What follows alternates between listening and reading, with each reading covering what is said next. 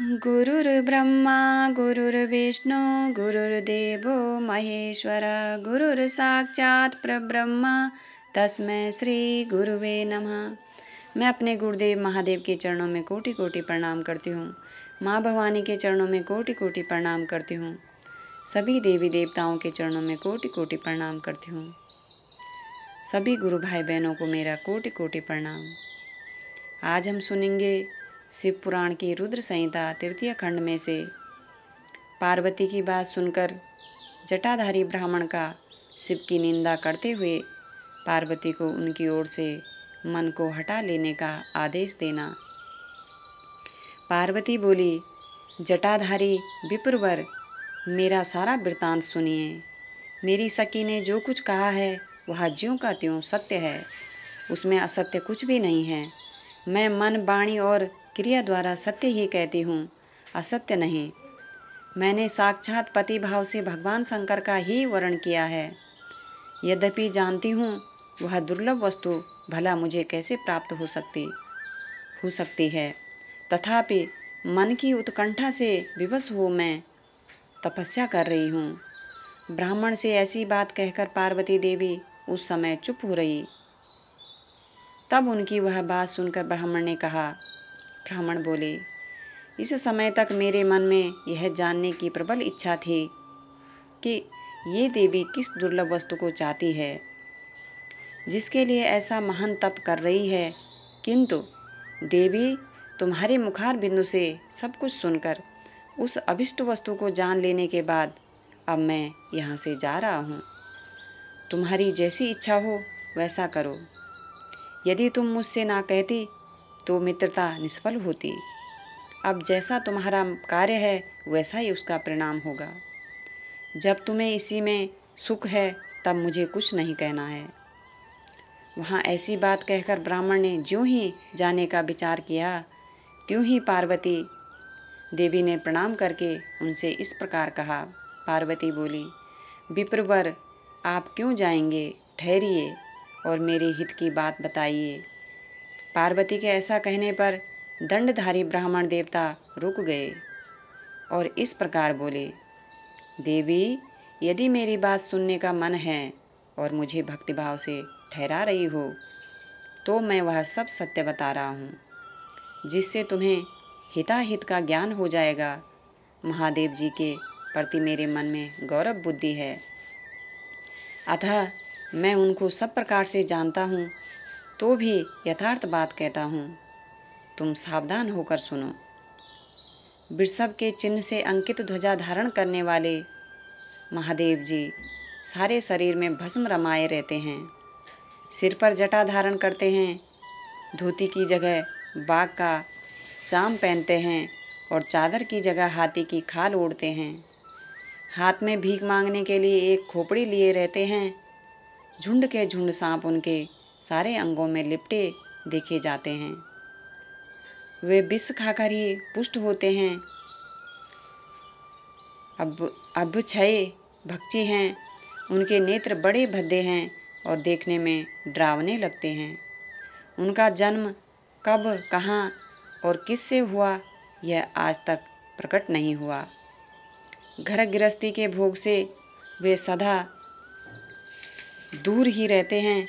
नंग धड़ंग घूमते हैं और भूत प्रेतों को सदा साथ रखते हैं।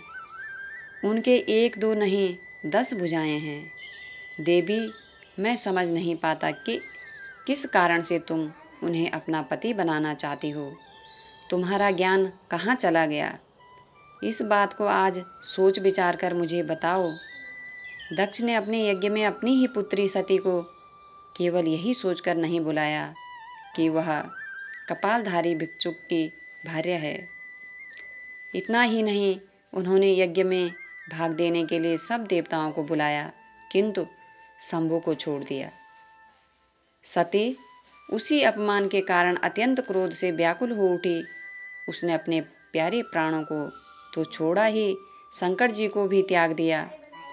तुम तो स्त्रियों में रत्न हो। तुम्हारे पिता समस्त पर्वतों के राजा हैं। फिर तुम क्यों इस उग्र तपस्या के द्वारा वैसे पति को पाने की अभिलाषा करती हो। सोने की मुद्रा देकर बदले में उतना ही बड़ा कांच लेना चाहती हो। उज्जवल चंदन छोड़कर अपने अंगों में कीचड़ लपेटना चाहती हो। सूर्य के तेज का परित्याग करके जुगनू की चमक पाना चाहती हो। महीन वस्त्र त्याग कर अपने शरीर को चमड़े से ढकने की इच्छा करती हो। घर में रहना छोड़कर वन में धुनी रमाना चाहती हो।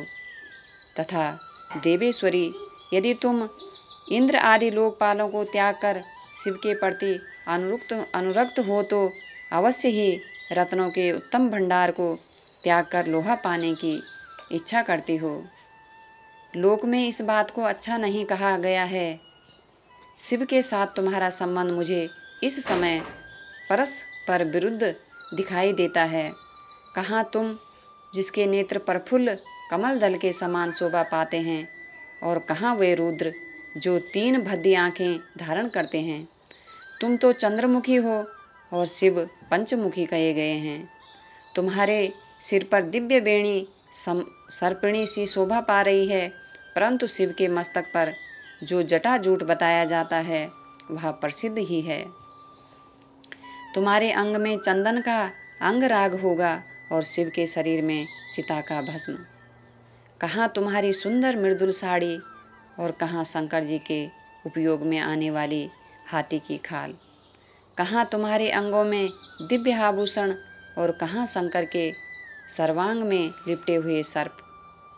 कहाँ तुम्हारी सेवा के लिए उदित रहने वाले संपूर्ण देवता और कहाँ भूतों की दी हुई बलि को पसंद करने वाले शिव। कहाँ तो मृदंग की मधुर ध्वनि और कहाँ डमरू की डिमडिम। कहाँ भेरियों के समूह की गड़गड़ाहट और कहाँ अशुभ श्रृंगी नाद। कहाँ ढक्का का शब्द और कहाँ अशुभ गलनाद। तुम्हारा यह उत्तम रूप शिव के योग्य कदापि नहीं है। यदि उनके पास धन होता तो वे दिगंबर नंगे क्यों रहते। सवारी के नाम पर उनके पास एक बूढ़ा बैल है और दूसरी कोई भी सामग्री उनके पास नहीं है। कन्या के लिए ढूंढे जाने वाले वरों में जो नारियों को सुख देने वाले गुण बताए गए हैं, उनमें से एक भी गुण भद्दी आंखें वाले रुद्र में नहीं है। तुम्हारे परम प्रिय काम को भी उन हर देवता ने दग्ध कर दिया और तुम्हारे प्रति उनका अनादर तो तभी देख लिया गया जब वे तुम्हें छोड़कर अन्यत्र चले गए। उनकी कोई जाति नहीं देखी जाती, उनमें विद्या तथा ज्ञान का भी पता नहीं चलता। पिशाच ही उनके सहायक हैं और विष तो उनके कंठ में ही दिखाई देता है। वे सदा अकेले रहने वाले और विशेष रूप से विरक्त हैं, इसलिए तुम्हें हर के साथ अपने मन को नहीं जोड़ना चाहिए। कहाँ तुम्हारे कंठ में सुंदर हार और कहाँ उनके गले में नर मुंडों की माला। देवी, तुम्हारे और हर के रूप आदि सब एक दूसरे के विरुद्ध हैं, अतः मुझे तो यह संबंध नहीं रुचता। फिर तुम्हारी जैसी इच्छा हो वैसा करो। संसार में जो कुछ भी असद्वस्तु है वह सब तुम स्वयं चाहने वाली लगी हो, अतः मैं कहता हूँ कि तुम उस असत की ओर से अपने मन को हटा लो, अन्यथा जो चाहो वह करो, मुझे कुछ नहीं कहना है। ब्रह्मा जी कहते हैं, नारद, यह बात सुनकर पार्वती शिव की निंदा करने वाले ब्राह्मण पर मन ही मन कुपित हो उठी और उससे इस प्रकार बोली। आज के लिए इतना ही। नमः शिवाय, नमः शिवाय, नमः शिवाय। मैं अपने गुरुदेव महादेव के चरणों में कोटि कोटि प्रणाम करती हूँ। माँ भवानी के चरणों में कोटि कोटि प्रणाम करती हूँ। सभी गुरु भाई बहनों को मेरा कोटि कोटि प्रणाम।